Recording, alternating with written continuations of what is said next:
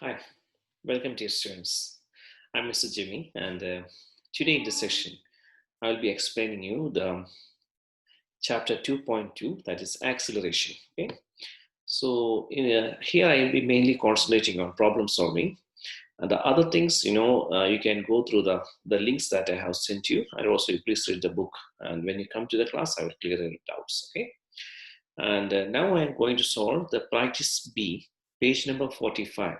Okay, and on page number 45, a sample question is given there. You can go through it, so that will give a clear picture about how to solve problems um, in the section acceleration. Okay, question number one is also a continuation of that sample question. So now I'm going to do question number two. So you can read the question. A car traveling at 7 meter per second accelerates uniformly at 2.5 meter per second square to reach a speed of 12 meter per second.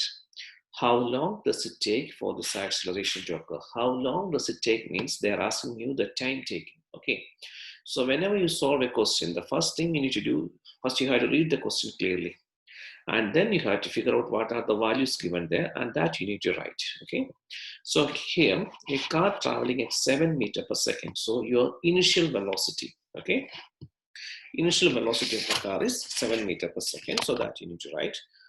This is question number two. Question number two, your initial velocity of the car is 7 meter per second, 7.0. So here you have two significant figures. Okay, that also should be clear. 7 meter per second accelerates uniformly at 2.5 meter per second square. So your acceleration is 2.5 meter per second square. Then the next thing, uniformly at 2.5 meter per second square to reach a speed of 12.0 meter per second. So your final velocity, Vf, is 12.0 meter per second. How long does it take? So you're looking for delta t. You can put a question mark.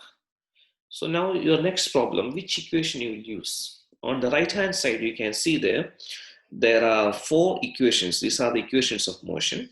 Okay, so the first equation is delta x, that is displacement, is equal to half into vi plus vf into delta t.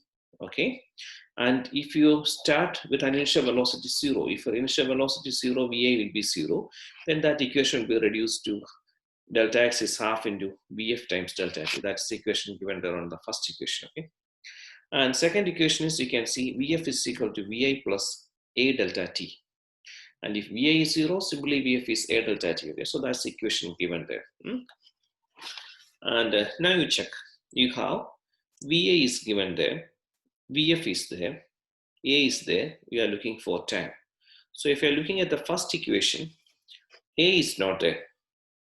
So vi, vf, delta x is also not there. So you cannot use first equation because there are two unknowns in first equation. But if you look at the second equation, this one, vf is there, vf is equal to va plus a delta t. Vf is there, va is there, a is also given there. So delta t is the only unknown variable there, and that's the thing you need to find out. So the equation that you're going to use to solve this question number 2 is vf is equal to vi plus a delta t. Okay, and your aim is you need to find out what delta t. So you can just make a rearrangement. I'm going to bring this vi to the left hand side. Vf minus vi is equal to a delta t. Therefore, delta t will be equal to vf minus vi over a. So that is equal to, what is your vf? 12.0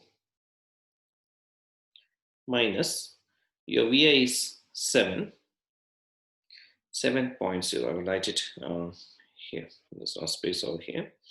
So,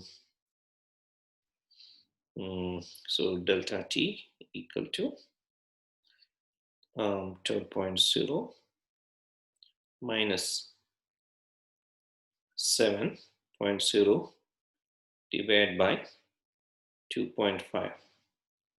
Okay, so this is going to be 12 minus 7 is 5, and 2. So 5 divided by 2.5 is going to be 2. And the least number of significant figure here is 2. So you have to write 2.0, and the unit of time is seconds. So the answer for question number 1 is 2 seconds. Okay.